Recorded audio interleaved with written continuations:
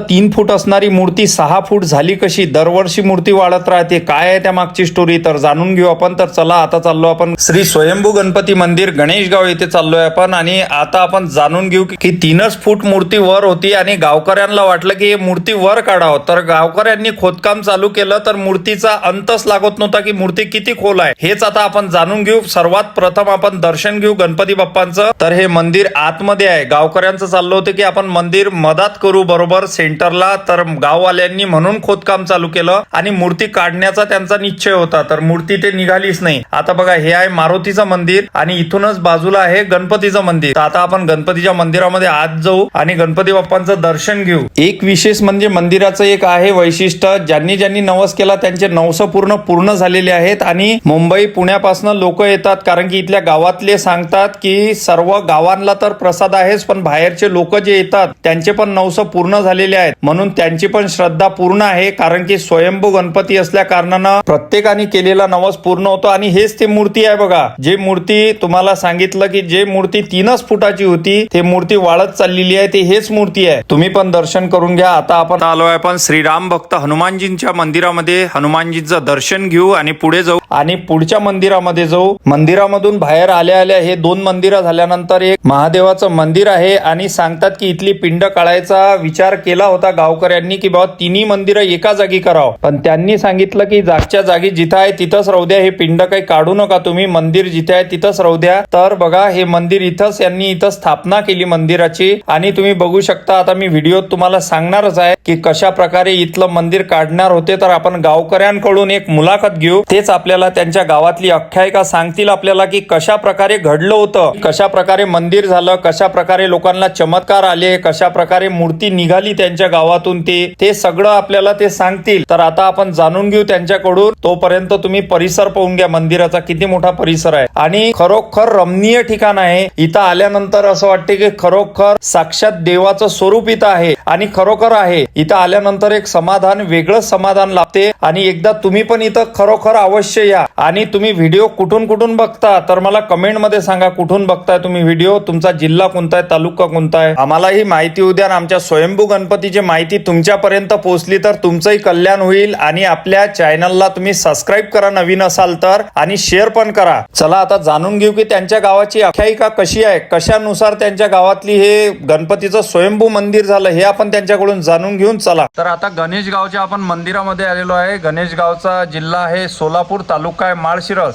तर इथला गणपती जो आहे तो स्वयंभू आहे आणि त्याची स्टोरी दादा आपल्याला सांगतील की कशा प्रकारे झाली, गाववाल्यांना कसं माहिती झालं की मूर्ती कशा प्रकारे दिसली ते आपल्याला सांगतील. तर दादा सांगा तुम्ही की कशा प्रकारे आपली मूर्ती दिसली सर्वांना, कशा प्रकारे आपल्या मंदिराचा जे प्रचार झाला ते थोडंसं तुम्ही.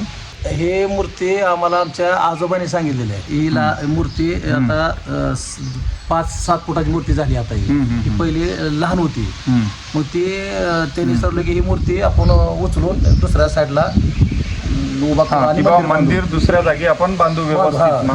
मग त्याला खाली उकरा गेल्यानंतर ते 5 फूट 6 फूट 7 फूट उकरलं तर त्याची काय खोली गावात नव्हती. मग त्यांनी सांगितलं की हे जमिनीमधूनच उगम पावलेला आहे, त्यामुळे इथून हलवायला नको.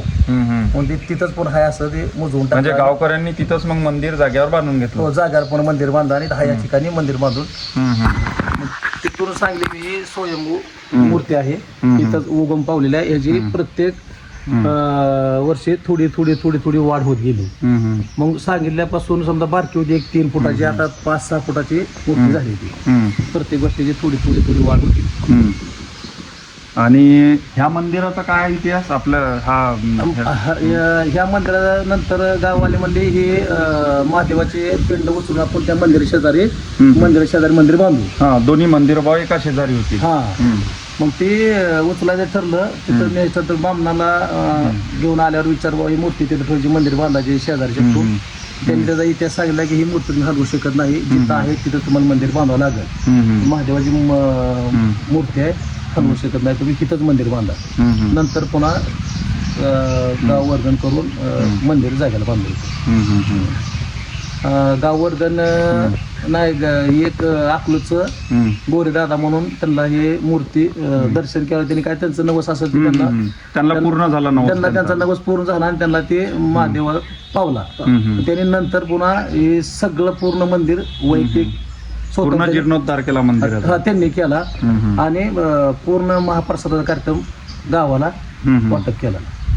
अकलूची गोरे दादा म्हणून आहेत, त्यांना त्यांनी सगळी पूर्ण तेव्हापासून सगळीकडे प्रचार झाला आणि सर्व लोक आता येतात दर्शनाला वगैरे आहे ना. आणि मधात कार्यक्रम कधी असते चतुर्थीला वगैरे?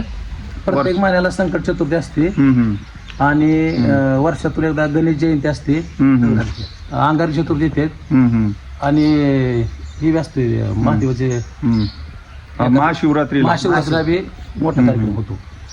लाईन दर्शन असते. तर आता दादांनी आपल्याला सांगितलं मंदिराचा कसा इतिहास आहे तर, आणि दरवर्षी मूर्ती आपली वाळतच राहते. हो, दरवर्षी. तर भेटू पुढच्या व्हिडिओमध्ये. नमस्कार. नमस्कार.